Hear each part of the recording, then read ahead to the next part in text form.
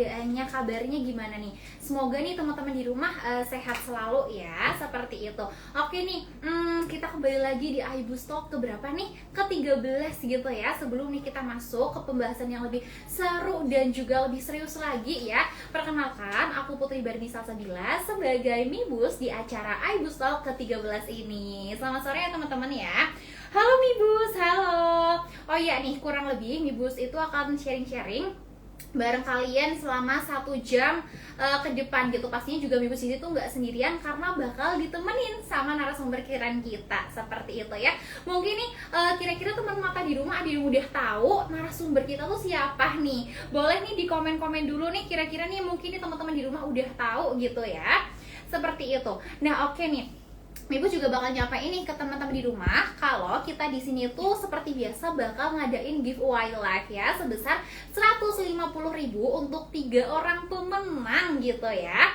Nah jadi syaratnya tuh apa sih Ibu? Syaratnya itu kalian itu tinggal follow akun Instagram kita di iBoost ID, terus nanti kalian drop pertanyaan paling menarik di kolom komentar, terus jangan lupa gitu ya pantengin live kita sampai selesai, seperti itu ya. Nah sembari nih menunggu gitu ya nanti narasumber kita datang nih, boleh teman mata di rumah di komen-komen dulu nih kira-kira tuh dari domisili mana saja nih ya teman-teman ya.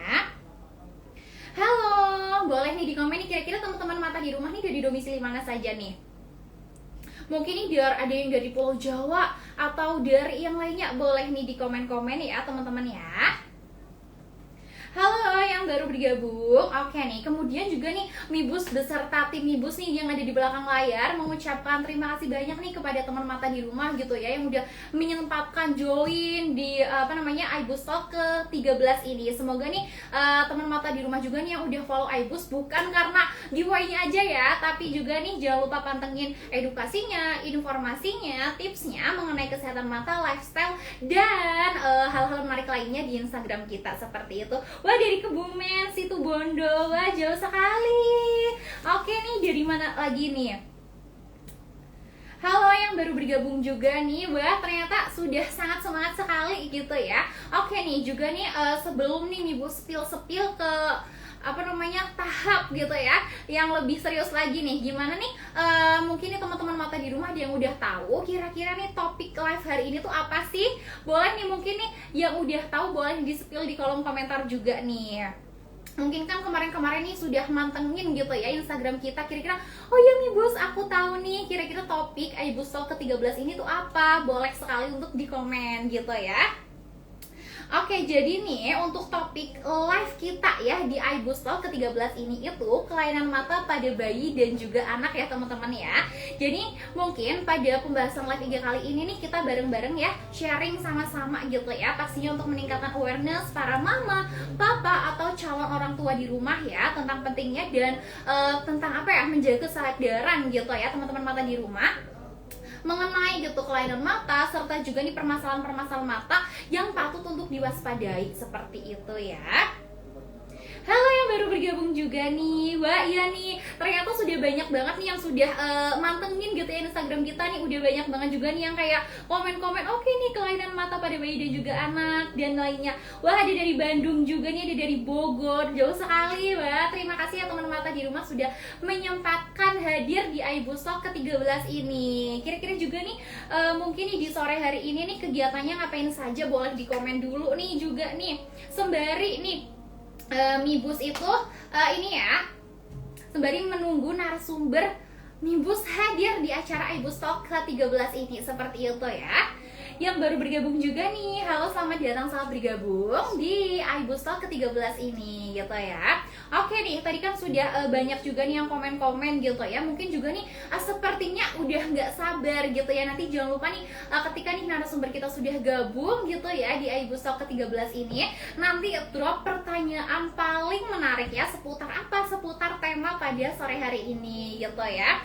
Jadi nih Ibu juga mau ngingetin ya untuk tema kita pada hari ini itu kelainan mata pada bayi dan juga anak nih, khususnya untuk mami, papi di rumah terus atau calon orang tua nih, boleh sekali untuk join di live kita, seperti itu ya. Oke nih ada habis pulang kerja Mbak, iya nih sore-sore jam 3 ya, enak sekali nih habis pulang kerja nih mungkin santai gitu ya sambil menyaksikan nih iBookstore ke-13 ini. Oke, wah banyak ilmunya nih, kebetulan punya anak balita, betul sekali. Oke nih sebentar lagi nih narasumber kita akan gabung nih. Mungkin teman-teman mata di rumah udah pada nggak sabar kan nih, boleh sekali nih ya ditunggu ya sebentar lagi, seperti itu gitu ya.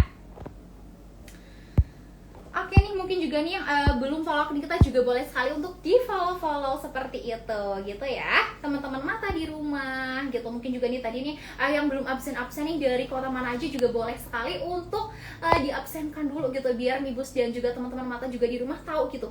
Kira-kira nih aku dari sini Mibus, aku dari sini Mibus, boleh sekali seperti itu ya. Oke nih, ada dari mana saja tadinya, dari Jakarta, dari Bogor juga ya. Seperti itu.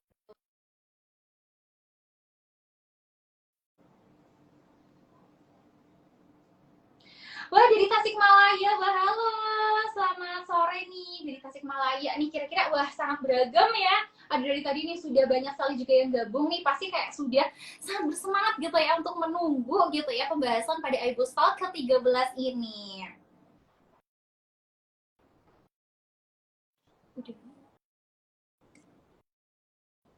Oke nih, selamat sore dokter. Halo, selamat sore, Kak. Saya Oke, dokter manggilnya Arya. Mbak siapa ya ini? Oke, halo teman-teman mata di rumah. Sebelumnya dokter, perkenalkan aku Putri Barni Salsabila sebagai moderator di iBookstore ke-13 ini. Selamat sore dokter, salam kenal. Ya, Mbak Putri ya? Iya betul. Oke, siap. Salam Oke nih, kenal. buat teman-teman mata di rumah juga nih yang belum tahu, jadi beliau ini yang merupakan ini ya, Dokter Arya S. Raja Negara, seorang dokter umum dan juga konten kreator. Wah keren sekali ya. Atau mungkin juga nih yang teman-teman juga nih di rumah udah pada tahu nih Dokter Arya, boleh sekali untuk disapa-sapa dulu nih dokternya seperti itu ya. Oke nih dok, sekali lagi terima kasih ya dokter ya sudah meluangkan waktunya di acara iBookstore ke-13 ini sama teman-teman mata juga di rumah. Oke dokter, mungkin juga nih teman-teman mata di rumah nih sepertinya juga udah nggak sabar gitu ya. Jadi hari ini tuh kita akan sharing bareng nih sama dokter Arya. Jadi hari ini tuh kita akan membahas tema tentang kelainan mata pada bayi dan juga anak gitu ya dok. Kita mulai aja kali ya dok ya. Boleh santai aja ya kita sambil diskusi. Mungkin nanti kalau ada yang mau sharing pengalaman atau punya informasi juga yang menarik, yang punya pengalaman sebelumnya nggak apa-apa. Jadi nanti bisa santai gitu ya kita diskusi. Oke dokter, jadi nih ya dok ya, sebenarnya kadang tuh gangguan mata pada anak itu kan terjadi sejak anak lahir, pada masa prasekolah hingga pada saat anak sekolah, dan bahkan gangguannya tuh mungkin terjadi pada saat anak usia dini nih dok. Nah pastinya nih kalau kita nih menemui nih sebagai orang tua permasalahan-permasalahan mata pada anak, pastinya kan harus cepat ditangani ya dok ya, supaya nih fungsi optik mata kan nggak terganggu gitu ya dok. Nah terus juga nih gangguan penglihatan pada masa anak-anak juga nih kan dapat berdampak gitu ya pada perkembangan psikomotor, kognitif, serta juga nih sosial emosional pada anak. Aku pengen tahu nih ya dok ya, kira-kira menurut dokter Arya nih, apa saja kelainan pada bayi dan juga anak-anak nih dok? Oke, terima kasih sebelumnya Mbak Putri sebagai moderator ya. Selamat sore para pendengar sekalian. Perkenalkan saya Dr. Arya. Tadi sudah disampaikan ya bahwa saya adalah seorang dokter umum yang juga aktif gitu ya memberikan informasi seputar kesehatan melalui media sosial saya. Nah ini suara saya sudah jelas ya Mbak. Oke sudah jelas dok. Nah jadi menyambung pertanyaan pertama tadi ya dari Mbak Putri bahwa sebenarnya apa sih yang harus kita waspadai gitu, atau kelainan-kelainan mata apa saja yang memang berhubungan dengan anak-anak ataupun bayi, baik itu baru lahir sampai anak usia dini gitu ya, mungkin 5 tahun atau di bawahnya gitu kan. Jadi memang ada beberapa kelainan mata gitu yang seringkali bisa uh, bisa didapatkan atau didapati pada anak-anak. Yang pertama kita bisa melihat adanya penyakit yang kita sebut sebagai ROP atau retinopathy of prematurity. Itu yang pertama. Jadi sebuah kelainan yang itu muncul pada orang-orang atau bayi yang lahir secara prematur. Lalu ada penyakit-penyakit yang lain seperti ada katarak gitu kan bisa. Ada juga yang kita sebut sebagai mata malas gitu ya atau amblyopia. Nah, itu nanti kita mungkin bisa breakdown apa sih sebenarnya yang dimaksud dengan amblyopia dan katarak atau mungkin tadi retinopathy of prematurity. Ada juga tuh yang sering itu infeksi gitu kan pada bagian di mata yang bisa menyebabkan mata berwarna merah atau merah muda. Itu kita sebut konjungtivitis. Jadi ada sih banyak juga penyakit-penyakit yang itu terjadi pada orang dewasa, tapi anak-anak itu mengalami. Atau bahkan yang hanya terjadi pada anak-anak saja, seperti ROP tadi. Nah, mungkin itu ya beberapa gambaran tentang penyakit mata atau mungkin kelainan ya mata yang terjadi pada anak-anak maupun pada bayi baru lahir. Oke nih dok, berarti lumayan banyak sebenarnya ya dok ya, nggak cuma kayak satu macam doang gitu ya dok. Iya banyak. Jadi yang saya sebutkan pun tadi belum semuanya juga sebenarnya. Karena yang umum ya kayak misalnya konjungtivitis itu maksudnya infeksi gitu kan. Yang terjadi pada bagian konjungtiva mata. Ada juga tadi yang amblyopia itu kan mata malas. Nah itu juga ada kelainan gitu kan pada salah satu mata yang membuat fokus dari kedua mata berbeda. Macam-macam ada yang retinopathy prematurity, juga ada kelainan-kelainan yang lain gitu kan yang memang itu terjadi pada anak-anak dan memang penyebabnya bisa berbeda-beda gitu. Oke nih dok ya. Nah, aku mau tanya juga nih dok ya. Kira-kira kan tadi gitu ya dok ya, apa namanya tadi kan sudah jelaskan nih tentang berbagai macam nih permasalahan-permasalahan mata pada anak. Kira-kira ada nggak sih dok faktor-faktor yang bisa menyebabkan gitu ya bayi atau anak rentan mengalami kelainan pada mata? Oke, terima kasih. Jadi kalau tadi kita nyebut beberapa jenis penyakitnya ya, ya. Tapi kalau ini adalah penyebab kurang lebih faktor apa gitu kan yang bisa menjadikan seorang anak ataupun seorang bayi itu terkena kelainan mata. Jadi yang pertama tentu bisa dari kelainan genetik atau faktor keturunan. Itu tentu bisa menjadi salah satu faktor. Kan biasanya bayi gitu kan lahir terus dia hmm, ketika lahir ada proses dari genetik atau mungkin proses saat kehamilan ibunya itu terjadi sebuah permasalahan yang menyebabkan kelainan pada mata. Itu kan bisa. Jadi faktor genetik atau faktor keturunan. Terus yang ketiga berikutnya dari faktor lingkungan itu juga bisa. Jadi ketika orang bayi lahir terus terjadi infeksi, nah itu juga bisa terjadi kelainan pada mata. Ada faktor-faktor lain yang bisa menyebabkan itu, misalnya kesehatan dari ibunya saat masih hamil atau saat melahirkan. Dan tentu ada faktor berikutnya juga yang itu bisa saja atau sangat mungkin terjadi yaitu faktor trauma. Faktor trauma itu maksudnya adanya gesekan berlebihan atau mungkin kena luka karena sentuhan dan sebagainya. Itu juga bisa menjadi salah satu faktor yang menyebabkan kelainan mata pada anak. Jadi yang genetik atau keturunan pun itu tadi juga banyak menyumbang di situ. Oke, jadi tadi kan mungkin nih, jadi ada faktor keturunan juga ya dok. Berarti mungkin kayak dari ibunya atau ayahnya kayak gitu ya dok. Iya benar. Jadi memang dari orang tua atau orang tua kakek dan sebagainya yang memang dari garis keluarganya itu punya kelainan yang seperti itu akhirnya membuat bayinya terlahir demikian. Karena ada faktor-faktor tertentu dari genetiknya yang membuat matanya itu tidak terlahir secara normal seperti umumnya. Tuh. Oke. Oke, berarti tadi mungkin ini dari faktor genetik, terus trauma juga ya dok, atau mungkin tadi infeksi. Ya, infeksi juga. Oke, jadi mungkin nih kita juga nih sebagai orang dewasa atau orang tua yang memang mendampingi anak harus ini juga sih lebih aware juga ya terkait dengan kondisi anak-anak kita ya dok. Mungkin nih kayak kita ngelihat nih kayak kok ada yang aneh nih dari anak kita, mungkin segera ditangani, diperiksakan ya dok sebelum nih masuk ke kondisi yang lebih parah ya dok ya. Iya. Oke. Jadi ini mungkin ya dok ya juga nih ada beberapa nih pertanyaan-pertanyaan juga nih daripada teman-teman di rumah gitu ya. Kadang kan ngomongin soal bayi, kadang kan ada yang namanya bayi prematur ya dok ya. Nah, Iya. kita pengen tahu nih dok, kira-kira apakah nih pada bayi prematur kelainan mata sering terjadi? Terus gimana sih cara buat ngedeteksinya dok? Oke, jadi kita bicara tentang bayi prematur gitu kan. Berarti kan kalau dari definisinya aja berarti bayi yang belum matur gitu kan, prematur. Jadi belum waktunya lahir tapi dia terlahir karena banyak faktor gitu kan.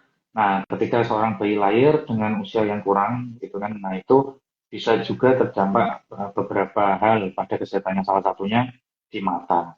Nah, ada salah satu tadi yang saya sebutkan di awal yang kita sebut sebagai retinopathy of prematurity, itu salah satunya. Retinopathy of prematurity itu maksudnya apa sih? Jadi gini, di bagian mata kita itu kan ada sebuah organ gitu kan, yang ada sebuah bagian yang kita sebut sebagai retina. Nah, fungsinya ini sangat penting gitu kan. Dia menangkap cahaya, sinyal, dan meneruskan sinyal dari cahaya itu yang kita tangkap dari penglihatan kita itu ke saraf mata untuk diterjemahkan menjadi wujud apa penglihatan kita melihat apa. Nah, itu fungsi salah satu dari retina. Nah, bayangkan kalau misalnya bayi prematur, dia punya sebuah apa ya, kelainan gitu kan, di mana dia terlahir lebih awal. Nah, jadi ada beberapa kondisi yang sebenarnya dia itu belum matang secara sempurna, tapi karena dia prematur, dia lahir akhirnya kondisi yang belum matang ini menyebabkan kelainan. Nah, jadi pada ROP atau retinopathy prematurity, kelainannya itu adalah dari pembuluh darah yang ada pada retina.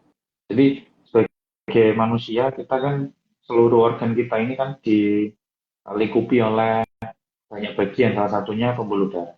Fungsinya kan jelas, yaitu membawa darah, membawa oksigen, nutrisi. Jadi ketika ada masalah dengan pembuluh darah, otomatis di bagian tersebut itu akan bermasalah. Kita ambil contoh yang paling gampang misalnya di jantung. Orang-orang dengan jantung koroner itu ada masalah pada pembuluh darah jantung sehingga jantungnya tidak bisa optimal bekerja. Misalnya seperti itu. Nah, pada bayi yang prematur, seringkali dia itu belum terbentuk sempurna pembuluh darahnya. Salah satunya di mata. Nah, ketika di mata ini pembuluh darahnya tadi itu mensuplai atau memberikan oksigenasi atau memberikan nutrisi untuk retina, otomatis akan ada masalah di sana. Apalagi ketika si bayi ini lahir, nah di situ ada perbedaan tekanan udara dari rahim sama udara luar. Nah, dari perbedaan tekanan itu seringkali membuat pembuluh darah tadi yang belum terbentuk sempurna itu malah menjadi lebih kecil lagi karena adanya perbedaan tekanan. Nah, ketika dia mengecil sehingga dia tidak tersuplai dengan baik, nah di situ akan ada masalah pada retina. Jadi itu salah satu ini ya, penyakit mata yang disebabkan oleh kelainan prematur pada bayi prematur. Lalu ada lagi penyakit yang lain gitu kan, misalnya ada ini ya, apa misalnya katarak, maaf bukan katarak, kalau katarak itu dari lahir. Ya itu kalau dari prematur tadi itu yang paling sering, yang ROP itu mungkin. Oke, terus mungkin ya dok, kira-kira gimana nih? Mungkin cara kita nih untuk mendeteksi nih dok, kira-kira adanya kelainan pada bayi prematur tersebut nih dok.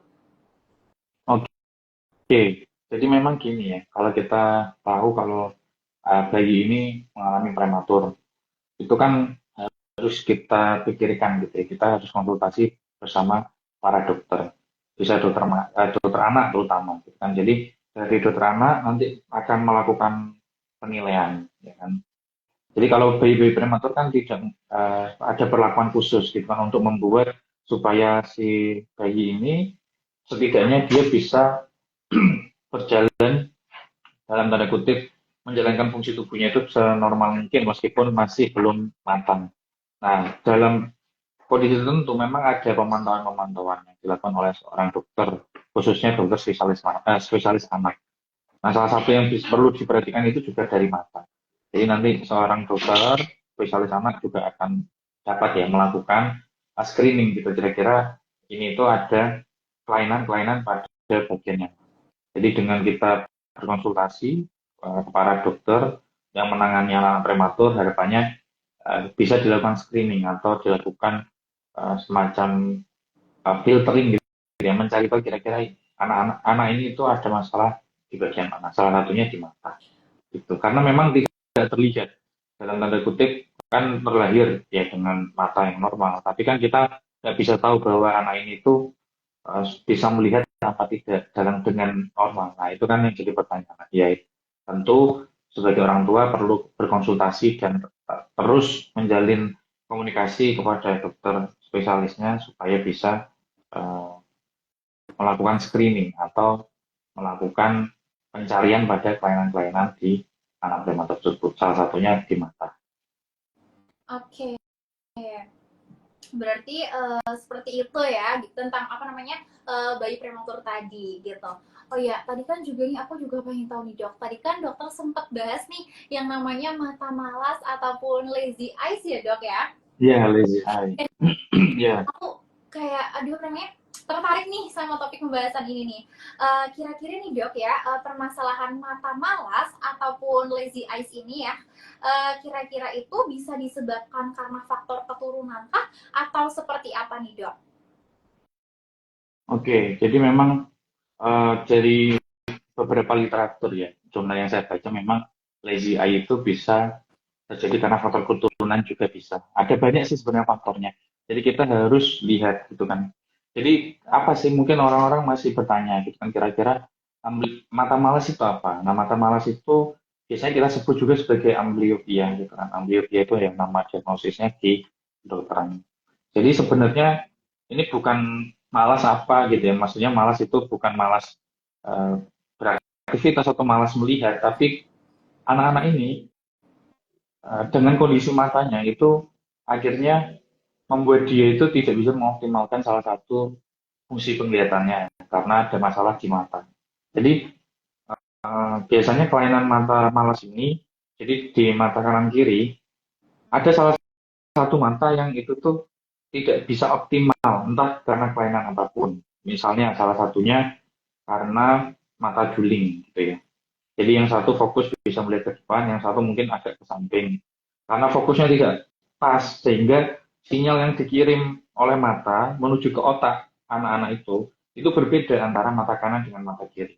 Nah, karena ini berbeda, akhirnya ya membuat salah satu mata saja yang difungsikan secara optimal, sehingga satu mata yang lain itu seakan-akan kurang begitu berfungsi. Nah, itu yang akhirnya membuat kesan bahwa oh ini mata malas karena ada salah satu mata yang bekerja secara tidak optimal atau kurang optimal. Nah, harus diketahui dulu kira-kira penyebabnya itu apa sih sebenarnya mata malas itu. Ada banyak sih sebenarnya, ada beberapa. Kalau yang pertama tadi kan saya sudah sempat menyampaikan ada strabismus. Strabismus itu atau mata juling. Itu dari pergerakan matanya yang tidak sesuai. Sehingga fokus dari bayangan atau cahaya yang ditangkap oleh mata itu tidak sama antara mata kanan dan mata kiri. Yang kedua itu ada yang namanya kelainan refraksi. Nah, kelainan refraksi itu ya seperti rabun gitu ya. Kadang kan kita salah satu saja tuh, ada yang matanya itu signifikan perbedaannya. Misalnya yang satu rabunnya kecil, yang satu besar. Otomatis mata akan lebih banyak menangkap informasi secara optimal dari yang rabunnya itu kecil. Nah, sedangkan yang satunya, yang rabunnya besar ini kan terjadi ketimpangan sehingga membuat sinyal yang dikirim tidak optimal dan ini juga bisa menyebabkan mata malas.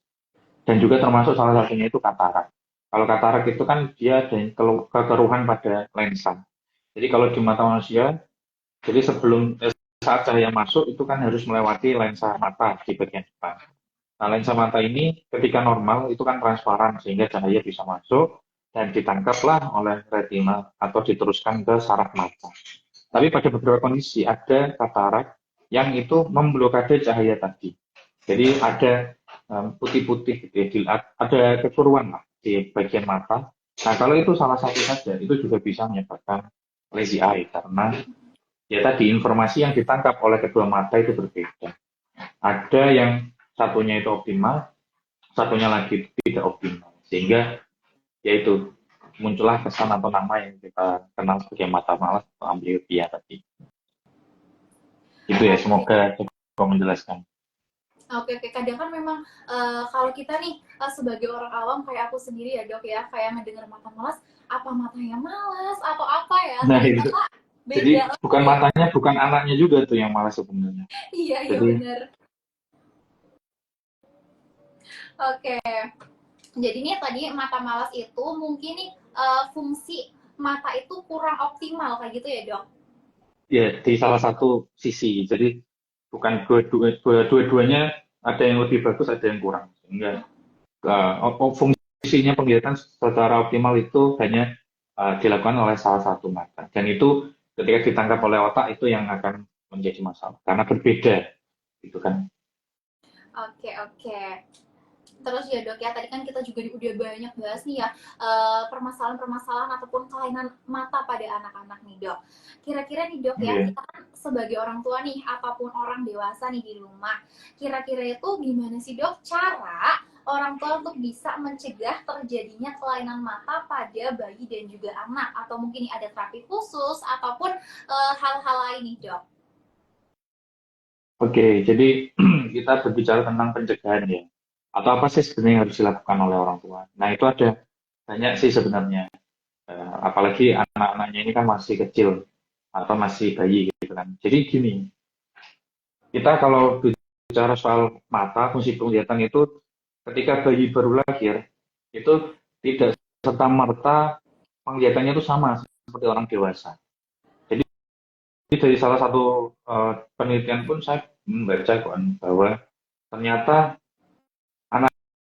anak itu hanya sekian persennya aja. Ketika baru lahir ya, sampai usia tertentu itu fungsi kelihatannya itu masih sangat kecil karena masih penyesuaian. Jadi sangat kecil visusnya gitu ya, dibandingkan dengan manusia dewasa seperti kita yang penglihatannya normal. Nah, jadi itu kecil sekali. Bahkan ada yang bilang 2/60 ya. Itu artinya orang dewasa bisa melihat jarak 60 meter dan dia hanya bisa melihat jarak 2 meter saja. Itu visus. Seiring bertambahnya waktu, dia bisa bertambah visusnya. Dia bisa meningkat jadi misalnya 2/12 dan lain-lain. Jadi ada proses di sana. Ketika bayi baru lahir, dia melihat bahwa oh, fungsi penglihatannya bagus, dia akan lebih mengenali atau aware dengan lingkungan di sekitar.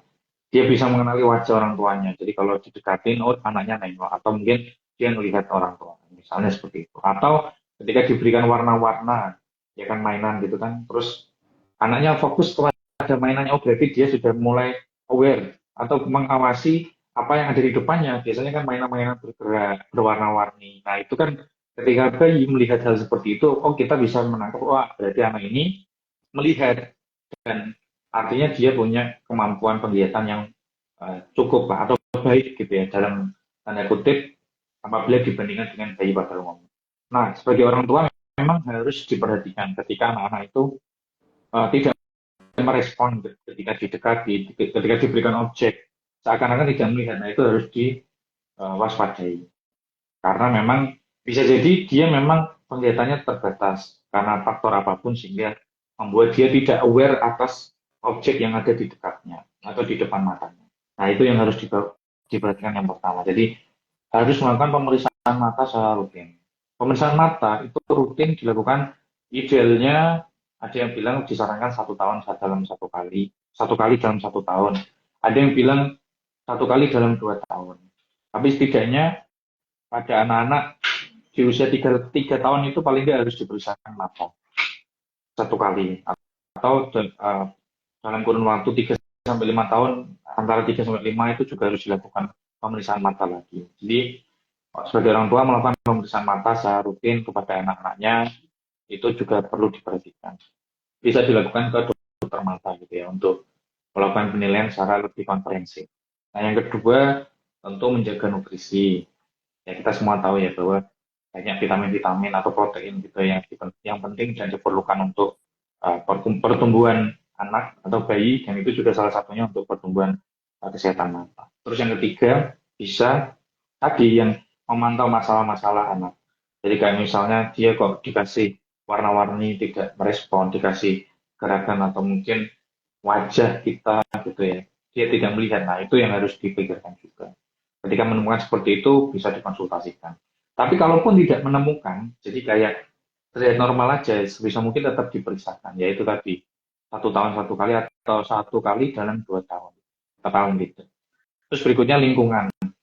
Anak-anak itu kan, kalau bayi tadi kan jelas gitu kan, kita bisa kontrol. Tapi kalau anak-anak misalnya sudah masuk usia di atas 3 tahun, apalagi di zaman sekarang itu kan sudah banyak sekali yang terpapar dengan gadget. Nah, itu juga harus diperhatikan tuh. Jadi lingkungan, memberikan dia lingkungan yang aman atau yang sewajarnya dia terima. Jadi kalau misalnya dia menggunakan gadget terlalu berlebihan, anak-anak, ya dia bisa saja terkena paparan sinar dari gadget itu terlalu lama. Sehingga itu juga kurang baik gitu ya untuk kesehatan mata anak. Bahkan selain itu pun banyak ketika kita ajak bepergian, berkendara misalnya, jangan sampai terpapar pada zat-zat yang berbahaya seperti asap polusi dan lain sebagainya. Termasuk rokok, itu kan juga kurang bagus. Apalagi terkena mata, itu kan bisa menyebabkan iritasi, bisa juga mata merah dan lain sebagainya. Dan tentu memberikan contoh ya pada anak-anaknya terutama yang sudah paham,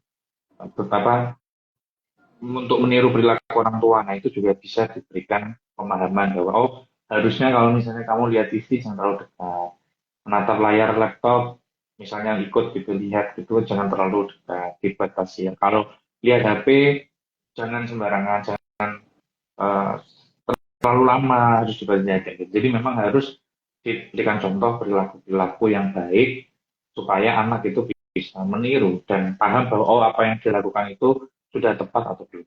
Jadi kurang lebih itu ya banyak ya, yang bisa orang tua lakukan untuk menjaga kesehatan mata dari anak. Oke, jadi memang yang pertama tuh harus mungkin dari orang tuanya dulu ya dok ya. Betul.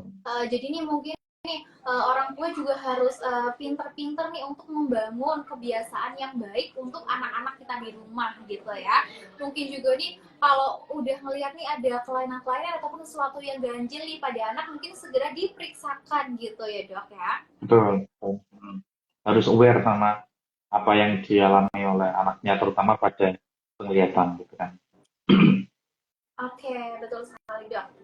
Oke nih, sangat-sangat menarik ya teman mata di rumah nih ya. Tadi kan kita sudah banyak sekali nih apa namanya sharing-sharing sama Dokter Arya di sini. Oke nih, teman mata di rumah juga nih, Ibu juga mau ngingetin nih. Tadi kan Ibu sudah bilang nih sesuai janji Ibu di awal bahwa Ibu tuh bakal bagiin nih saldo e-wallet sebesar 150.000 untuk 3 orang pemenang. Caranya tuh gampang banget. Kalian tuh tinggal drop pertanyaan paling menarik di kolom komentar nih. Tapi ini udah banyak banget nih Bu lihat-lihat nih. Oke nih dok ya, sepertinya nih karena ini udah semangat banget nih teman-teman mata di rumah, kayaknya kita masuk ke sesi Q&A gimana nih dok? Boleh, boleh. Silakan.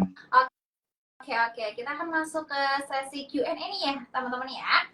Oke nih dok, jadi Mibus bakal bacain nih ya beberapa pertanyaan menarik dari teman-teman di rumah. Yang pertama dari Kakak Rizka Martavia. Dok, apakah kelainan mata pada bayi dan anak bisa dideteksi dari kehamilan? Bagaimana pencegahannya? Oke, ini berbicara soal kehamilan gitu ya. Jadi bagaimana pencegahannya? Jadi bisa sih. Jadi ada beberapa ya penyakit itu yang memang dia itu berhubungan dengan penyakit mata. Maksudnya gini, penyakit dari ibu hamil. Kalau misalnya pernah mendengar katarak kongenital, ya. Jadi katarak yang didapat ketika bayi itu lahir. Jadi prosesnya itu sebenarnya terjadi saat proses kehamilan. Nah itu kita sebut sebagai katarak kongenital. Nah salah satu penyebab dari katarak kongenital itu karena ada infeksi yang dialami oleh ibunya. Nah jadi ada infeksi-infeksi seperti rubella dan lain sebagainya, herpes dan lain sebagainya itu yang ketika ibu itu menderita itu berpotensi bayinya itu lahir dengan kondisi kelainan terutama pada mata itu bisa. Jadi ketika mengalami hal demikian, nah, seorang ibu juga harus aware ketika hamil dan itu harus dilakukan konsultasi ke dokter supaya mendapatkan terapi yang tepat, yang cepat, yang harapannya tidak berpengaruh pada kondisi di janinnya suatu saat nanti. Itu yang pertama. Yang kedua, untuk screening-screening lain, saya pernah membaca juga sih yang masalah retina tadi ya. Jadi bisa dilakukan screening gitu kan. oleh seorang dokter tentunya. Nah, itu bisa disampaikan bahwa apakah ada misalnya ke dokter kandungan saat melakukan pemeriksaan USG. Nah, apakah ada potensi adanya kelainan-kelainan yang terjadi pada mata gitu. Misalnya dokter USG, dokter kandungan bisa menjelaskan dari USG itu akan sangat membantu. Kira-kira apa yang harus dilakukan dan apa yang tidak dilakukan. Terus terutama salah satu pencegahan juga saat hamil itu ketika selain infeksi tadi yang saya bilang ya, rubella, pas itu juga kondisi infeksi pada ini ya apa jalan lahir gitu kan. Jadi itu seringkali bisa menyebabkan konjungtivitis pada anak-anak. Jadi karena adanya bakteri yang terlalu banyak gitu ya pada jalan lahir atau mungkin adanya kelainan-kelainan yang lain gitu kan, infeksi menular seksual yang itu terjadi pada seorang ibu. Nah, anaknya itu bisa berpotensi lahir gitu kan dengan kondisi konjungtivitis. Konjungtivitis itu ya tadi itu apa infeksi pada mata atau pada konjungtiva mata. Jadi ketika itu terjadi harus dilakukan konsultasi pada dokter supaya bisa diberikan terapi sesuai dengan kondisi ibunya. Mungkin bisa diberikan terapi suportif dan lain sebagainya sehingga ketika bayi lahir itu tidak terkena dampak secara signifikan dari apa yang dialami oleh ibu. Jadi tadi ya banyak ya dari um, apa kata kongenital, retinopati, prematurity, bisa juga bahkan dari konjungtivitis. Makanya biasanya ketika anak-anak lahir itu kan diberikan salep mata gitu kan atau tetes mata gitu kan yang harapannya mencegah infeksi karena ketika dia melewati dari jalan lahir itu ketika ada infeksi di sana setidaknya sudah dilakukan pencegahan supaya anak-anak ini ketika baru lahir itu matanya bisa terhindar dari infeksi atau iritasi berlebihan karena kondisi lingkungan yang kurang baik. Mungkin itu. Oke, berarti memang bisa dideteksi gitu ya dok, dan mungkin juga nih bisa dicegah dengan Beberapa bisa. oh ya. Jadi Dan mungkin juga nih selain melakukan deteksi juga melakukan maksudnya melakukan deteksi dari hamil ketika lahir pun juga harus dilakukan pemeriksaan gitu kan. Makanya tadi yang saya bilang itu harus aware. Jadi itu baik proses gitu kan. Ketika lahir diawasi, dilihat, diperhatikan dan tentu ketika ada sesuatu yang kesannya tidak tepat atau ada apa terlihat masalah itu harus segera konsultasikan supaya tidak terlambat di tangan. oke, berarti memang juga nih harus aware juga dan juga nih mungkin juga nih untuk ibu hamil gitu ya harus rajin nih. Tadi kan ada USG juga ya dok ya. Meski terus ya itu tadi pemeriksaan lain, jadi tidak hanya berhubungan dengan kehamilannya, bahkan ketika ada infeksi pun tadi juga harus dikonsultasikan ke dokter kandungannya atau mungkin nanti dirujuk ke dokter spesialis penyakit dalam atau yang lain itu kan disesuaikan dengan apa yang dialami. Tapi harapannya bisa dilakukan penanganan lebih cepat sehingga anaknya ketika lahir itu tidak terkena dampak dari kelainan yang dialami ibunya. Oke, jadi seperti itu ya buat tadi nih Kak Rizka, pertanyaannya sudah dijawab sama Dokter Arya. Kita masuk ke pertanyaan kedua ya dok ya. Boleh? Oke, untuk pertanyaan kedua dari Mam Siva. Halo Mam Siva, jadi pertanyaannya gini dong. Apakah kasus mata juling pada bayi dan anak itu bisa disembuhkan? Jika bisa, pengobatan apa saja yang harus dilakukan dan seberapa tinggi tingkat keberhasilan penyembuhan pada bayi dan juga anak? Ya.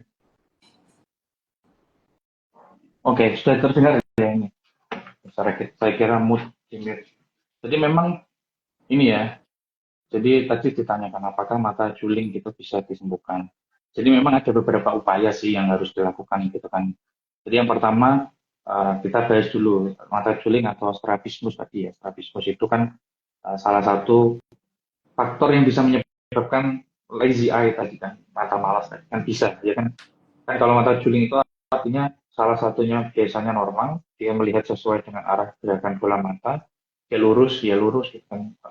Kalau bergerak ke kanan kiri bisa mengikuti arah apa dari gerakan bola mata, gerakan otot matanya. Gitu. Tapi ya, ada satu mata, salah satunya gitu kan yang dia itu tidak sinkron, sehingga ketika uh, cahaya yang masuk ke mata itu tidak ditangkap secara optimal. Hanya salah satu saja yang dilihat secara jelas, yaitu pada mata yang lebih normal. Nah, ini bisa menyebabkan lazy eye. Jadi dia strabismus ya, lazy eye juga berpotensi. Dan apakah bisa dilakukan pengobatan? Tentunya bisa. Jadi ketika melihat anak seperti itu, tentu dilakukan konsultasi ke dokter mata untuk bisa menemukan gitu ya, kira-kira ada masalahnya itu pada bagian yang mana. Tapi dari informasi yang saya baca memang ada beberapa upaya yang bisa dilakukan. Nanti kan setelah melakukan pemeriksaan, nanti dokter mata akan memberikan banyak atau beberapa pilihan terapi, gitu kan. Jadi bisa melakukan terapi baik itu dengan alat atau mungkin dengan kacamata, bahkan itu ada juga informasi yang menyampaikan seperti itu, sehingga bisa dilakukan terapi juga. Sehingga yang penting ketika Bapak Ibu sekalian itu menemui, bisa mendeteksi, itu aware dan melakukan tindakan yang cepat atau paling tidak segera melakukan konsultasi ke dokter, terutama memang disarankan langsung ke dokter spesialis mata, yaitu untuk mencari tahu penyebabnya seperti apa, untuk memastikan apakah benar seperti itu, untuk melakukan membuat planning terapi, gitu ya. Kira-kira harus dilakukan apa saja, diberikan opsi apa saja, kurang lebih seperti itu ya untuk penanganan strabismus dan juga untuk mendeteksi. Jadi harus aware kira-kira ketika diajak komunikasi itu seperti apa, sinkron antara kedua matanya itu. Oke, jadi jawabannya tadi bisa ya dok ya. Mungkin nih kalau sudah Bisa, mungkin anak nih mengalami tanda-tanda seperti itu harus cepat nih dibawa ke dokter gitu ya dok ya supaya bisa iya, diberikan iya, penanganan yang tepat dan cepat seperti itu. betul. Tentu dengan beberapa pilihan terapi yang direkomendasikan sesuai dengan tingkat keparahan atau mungkin dari kondisi anaknya. Baik itu Iya, yang jadi mungkin sifatnya non-invasif gitu ya, tanpa pembedahan maupun menggunakan pembedahan. oke, tadi kan mungkin juga nih bisa pakai kacamata juga ya dok, tapi juga nih tergantung nih dengan kira-kira nih tingkat keparahannya seperti apa gitu ya dok ya. Betul. Hmm, Iya. oke. Oke nih buat Mam Siva seperti itu ya. Terima kasih juga nih Mam Siva atas pertanyaannya. Kita masuk ke pertanyaan selanjutnya ya dok. Oke, dari pertanyaan selanjutnya dari Mami Oci. Dokter, apakah penting pemberian suplementasi untuk kesehatan agar mencegah dari kelainan mata di kemudian hari dok? Boleh diulangi suplemen apa tadi? Oke, apakah penting pemberian suplementasi, mungkin suplemen, Oh, suplementasi. Oh iya, suplemen. iya, Gitu ya. untuk kesehatan agar dapat mencegah kelainan mata di kemudian hari, dok. Oke, iya. Jadi memang ada beberapa literatur sih yang bilang bahwa suplementasi itu salah satu cara yang bisa dilakukan untuk membuat mata itu tetap sehat gitu kan. Tentu ya, jadi kan semua yang kita dapatkan di dalam tubuh kita ini itu kan sangat bergantung dengan apa yang kita konsumsi juga gitu kan. Baik itu mata atau organ-organ yang lain. Nah, terus hubungannya dengan mata apa? Jadi seringkali kita melihat mendengar gitu ya bahwa vitamin A. Ya memang betul vitamin A punya pengaruh, tapi memang tidak hanya itu, ada banyak hal-hal yang lain juga yang bisa kita konsumsi gitu kan. Salah satunya bisa misalnya vitamin-vitamin yang mengandung vitamin C, vitamin E gitu. Dia sebagai antioksidan. Jadi ketika tubuh kita ini mendapatkan banyak sekali sumber stres oksidatif dari luar, terus di dalam itu didetoks oleh suplemen itu, ya itu bisa meningkatkan daya tahan tubuh termasuk salah satunya pada kondisi mata kita itu bisa. Lalu uh, suplemen-suplemen yang lain juga bisa, seperti omega 3 gitu kan. Dia itu juga bisa berguna untuk kesehatan mata kita. Baik itu fungsi visual atau mungkin fungsi dari saraf mata atau retina. Dan tentu itu tidak apa-apa gitu. Pasti ada manfaatnya dan itu pun juga tidak hanya memberikan dampak positif pada mata saja, tapi pada bagian tubuh yang lain juga pasti akan terkena dampak. Jadi boleh tentu untuk menggunakan suplementasi dengan dosis yang sesuai gitu kan. Jadi kan tidak boleh terlalu berlebihan juga. Jadi disesuaikan pun kalau misalnya kita tidak menggunakan suplementasi, tapi makanan-makanan yang kita konsumsi sehari-hari itu mencukupi kebutuhan, itu pun sudah cukup bagus. Jadi kan misalnya vitamin C itu kan tidak hanya didapat dari suplementasi, makanan yang kita konsumsi, buah-buahan yang kita makan itu kan juga punya kandungan vitamin C. Jadi tanpa harus minum pun seringkali sudah terpenuhi. Tapi kalau kita nggak yakin ya nggak apa-apa, kita boleh untuk mengambil suplementasi supaya yang kita konsumsi itu sudah kita ukur kalau oh ini setidaknya saya sudah dapat lah minimal yang dibutuhkan oleh tubuh itu berapa yang saya konsumsi. Oke. Jadi boleh dan itu punya dampak positif juga. Oke deh, berarti penting juga sih sebenarnya suplementasi, tapi juga nih ternyata bisa juga didapat dari makanan-makanan yang kita konsumsi ya dokter Gita ya. Betul, betul.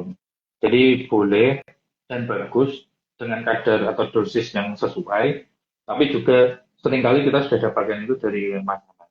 Tapi kalau kita nggak yakin tuh dengan makanan kita mungkin kayak belum teratur atau mungkin anak-anak belum tidak suka misalnya sayur atau tidak rutin itu kan boleh juga untuk kita berikan suplementasi supaya dia terpenuhi dari hal apa dari zat yang tidak dari makanan saja tapi dari tambahan suplemen. Oke. Jadi buat Mami Oci seperti itu ya Mami. Jawaban dari Dokter Arya. Nah, dokter kita masuk ke pertanyaan selanjutnya. Masih ada beberapa pertanyaan nih dok. Gak apa-apa ya dok ya? Boleh silakan. Oke. Nah, untuk selanjutnya ada pertanyaan dari Kak Ernier SQ. Halo dok, apakah obat yang dikonsumsi selama kehamilan akan beresiko menjadikan gangguan pada mata anak? Obat-obat apa saja yang harus dihindari agar tidak berimbas ke janin, dok?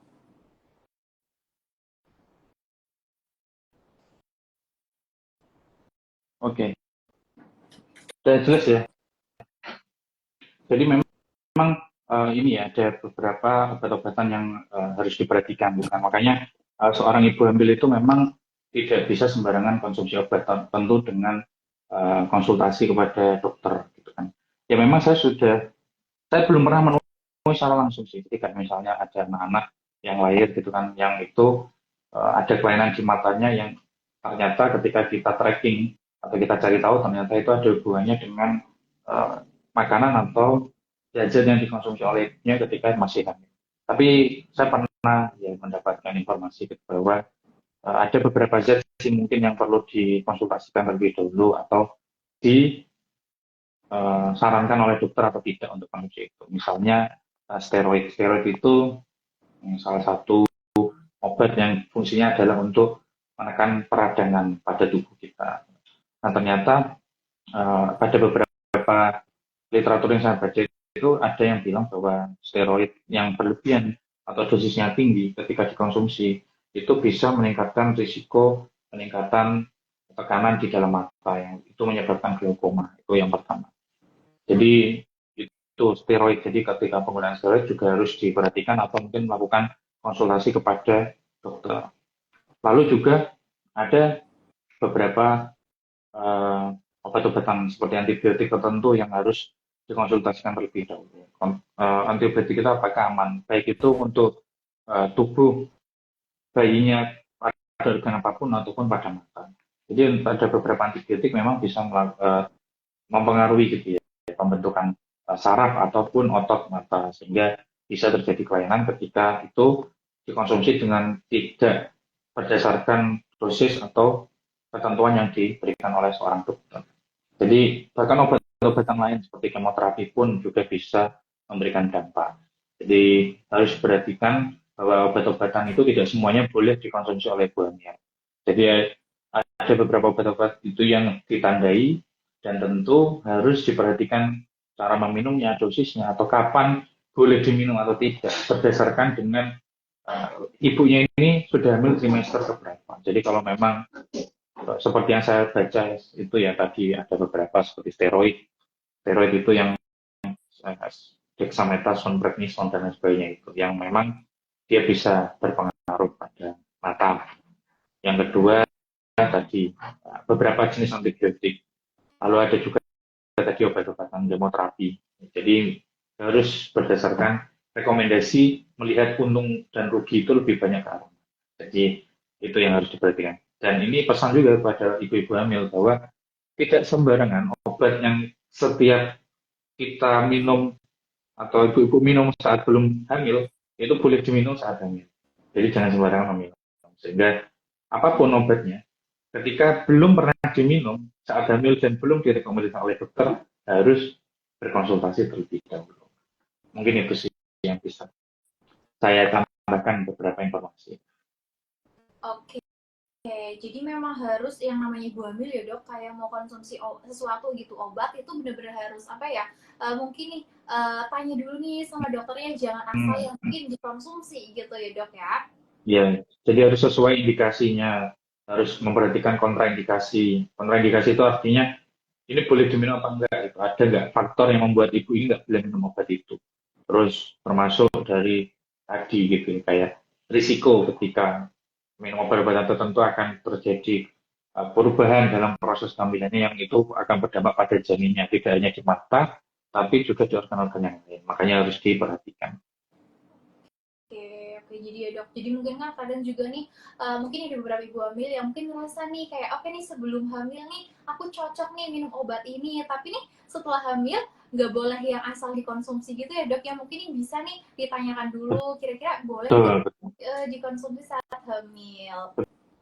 betul, betul. Oke, jadi ada nih satu pertanyaan lagi ya dok ya. Boleh. Oke nih, ini lumayan menarik nih pertanyaannya dari kakak Farla Akila. Dok, apakah betul anak kalau lagi sakit mata dijilat ibunya sembuh dok? Apa pengaruhnya dok? Oke, oke. Nah, ini ke arah mitos atau fakta gitu. Jadi, apakah dijilat sembuh gitu ya? Iya. Jadi gini, biasanya yang sakit-sakit mata yang dijilat itu kan yang berhubungan dengan infeksi, kan entah itu peradangan atau mata merah gitu kan. Kita melihat dulu nih, mata merah anak itu kan bisa macam-macam. Kalau dia masih kecil gitu, maksudnya masih umur di bawah 1 tahun atau bayi baru lahir, itu kan seringnya karena infeksi yang saya bilang tadi, bahwa ada bakteri atau mikroba apapun itu, virus, bakteri, jamur apapun itu yang ada di jalan lahir. Ketika anak itu lahir terkena matanya, dan itu ketika tidak diatasi akan terjadi infeksi di mata anak. Nah, itu bisa terjadi salah satunya tadi konjungtivitis. Nah, konjungtivitis itu kan harusnya memang diberikan terapi, salah satunya antibiotik, baik itu bisa salep ataupun tetes. Jadi kita harus tahu dulu kira-kira penyebabnya anaknya ini mengalami apa. Kadang juga ada tuh kelainan mata yang lain, kayak anaknya itu mata berair terus. Itu bisa jadi karena kan sebenarnya di mata manusia itu kan ada saluran gitu ya.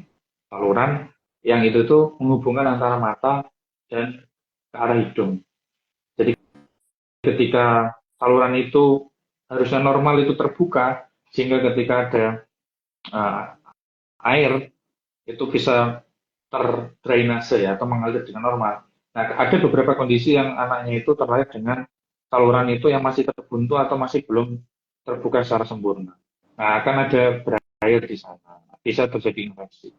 Nah, ini tidak serta-merta ditangani dengan cara yang sama dengan kelainan yang lain. Apalagi seperti yang tadi ya, strabismus atau mungkin retinopati dan lain sebagainya. Jadi ya, intinya kita seminimal mungkin untuk melakukan intervensi ya pada area yang sakit dengan cara yang tidak benar. Salah satunya tadi apakah dengan dijilat gitu ya. Kan kita tidak bisa memastikan apakah misalnya dijilat oleh seorang ibu, ibunya ini memang hygiene dari oral kesehatan mulutnya itu sehat atau tidak, atau bersih atau tidak. Bisa jadi karena itu kan tempat untuk masuk keluar masuknya makanan dan lain sebagainya, itu bisa tumbuh berbagai macam bakteri. Nah, apabila seorang anak itu sudah terinfeksi, lalu dilakukan intervensi dengan menggunakan benda-benda atau mungkin hal-hal yang itu belum tentu terjamin kebersihannya, ya berpotensi semakin parah infeksi. Sehingga daripada melakukan upaya demikian, memang saran saya tetap berkonsultasi atau mungkin bisa dilakukan kompres atau mungkin lebih baik menggunakan air putih mengalir itu aja supaya paling tidak itu kita tahu bahwa ini air bersih. Terus nanti kalau berobat ke dokter bisa jadi diberikan salep atau mungkin obat tetes supaya mencegah infeksinya tidak semakin parah. Jadi apakah boleh dilakukan seperti itu? Saya rasa bukan sesuatu yang tepat gitu ya. Karena kita tidak bisa menjamin kebersihannya tadi, kita tidak bisa menjamin bahwa apakah setelah dilakukan demikian gitu ya, dijilat gitu ya, lalu akan cepat sembuh atau justru malah menambah infeksinya. Nah, itu yang kita harus perhatikan. Sehingga lebih baik paling aman dibersihkan secara biasa saja menggunakan air, bisa dilakukan kompres atau mungkin bisa dikonsultasikan ke dokter apabila merah berlebihan atau ada benjolan atau ada nanah dan lain sebagainya itu supaya diberikan terapi atau obat-obatan yang sesuai. Oke, jadi mungkin bisa dikatakan itu mitos ya dok ya? Betul. Jadi kan Oke. akan malah menambah ini ya, menambah risiko infeksi. Oke, jadi seperti itu ya buat Kak Farla. Nah, sepertinya nih sudah ini ya, mau jam 4 ternyata sudah masuk nih ke penghujung acara. Nah, mungkin Dokter Arya sebelum kita nih mengakhiri acara nih sharing-sharing sore hari ini, mungkin ada pesan khusus nggak sih dok untuk para orang tua agar bisa lebih aware nih terhadap kesehatan mata pada bayi dan juga anak gitu dok? Baik, jadi sebelumnya terima kasih atas diskusinya, luar biasa sekali Bapak Ibu sekalian, kakak-kakak maupun mungkin adik-adik yang menyimak diskusi kita sore hari ini. Ya, luar biasa sekali antusiasnya. Pertanyaannya juga bagus-bagus, yang itu ya bisa diterapkan gitu ya dalam aplikasi sehari-hari ataupun perlu dihindari. Jadi sebagai pesan gitu ya, bahwa yang pertama ketika kita bicara seorang anak maupun bayi, seringkali mereka tidak aware dengan kesehatan mereka, itu yang pertama. Kan bayi baru lahir kan tidak mungkin ngomong kalau dia ada masalah di matanya. Atau mungkin anak-anak yang masih kecil dia merasa bahwa oh, ini bukan suatu hal yang bermasalah karena ya namanya anak-anak kan baru mengalami hal seperti itu dan dia tidak tahu itu normal atau tidak.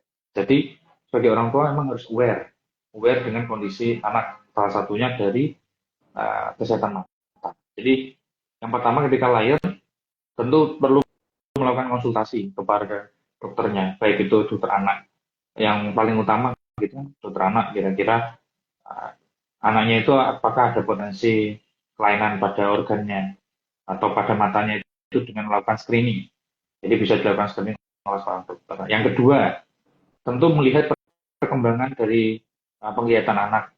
Bisa dilihat dari tadi, saya bilang kan bahwa awal-awal ketika masih bayi, baru berusia beberapa hari, itu visus atau tajam penglihatannya masih sangat rendah. Tapi seiring bertambahnya waktu, harusnya semakin membaik.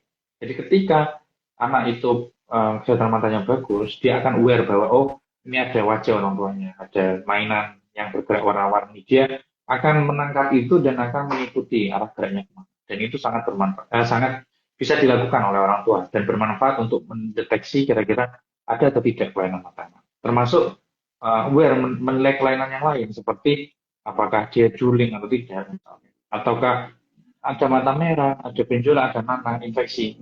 Jadi harus dilakukan selain screening dan deteksi dini tadi, dilakukan juga evaluasi secara berkala oleh orang tua itu sendiri.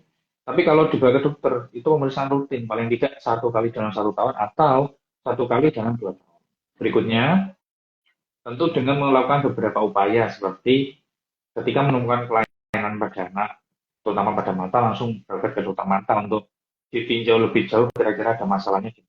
Terus perlu memberikan contoh perilaku yang baik. Kalau anak-anak dia usia 3 tahun, 4 tahun, seringkali memang mereka ini ya apa sudah bisa menirukan orang tuanya melakukan apa. Jadi kalau misalnya anak-anak dikasih gadget itu kan berpotensi merusak mata karena paparan yang terlalu sering, apalagi nanti membuat psikologinya berpengaruh ketika terbiasa memegang HP, melihat game atau apapun, ketika kita tarik dia merasa, oh ini orang tuanya melarang dia dan dia menangis dan sebagainya, itu harus dipertimbangkan juga. Jadi selain untuk kesehatan mata, juga untuk kesehatan yang lain, termasuk kesehatan psikis. Jadi mungkin itu ya pesan yang bisa saya sampaikan pada uh, kesempatan ini.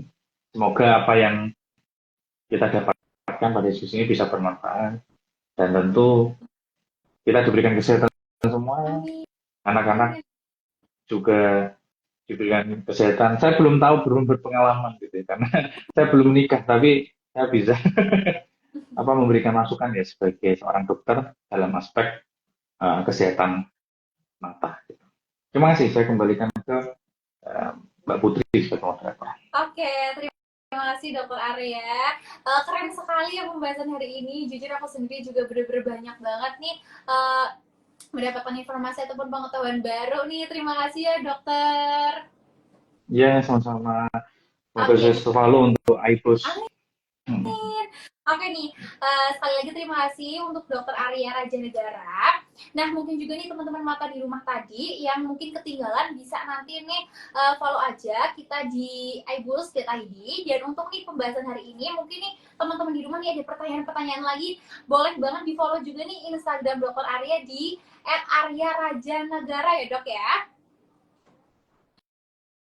Oke nih. Ya betul, jangan lupa di follow juga ya. Iya betul sekali, betul sekali. Karena juga nih Dokter Arya juga nih di sana sering sekali memberikan banyak informasi seputar kesehatan, mungkin kesehatan tubuh atau bahkan mata seperti itu. Sekali lagi terima kasih Dokter Arya. Terima kasih banyak nih atas informasi dan juga Saya izin live ya. Terima kasih. Iya, terima kasih. Mungkin ini dari Dokter Arya, semoga sehat selalu. Terima kasih banyak dokter sudah bergabung di iBoost Talk ke-13 ini.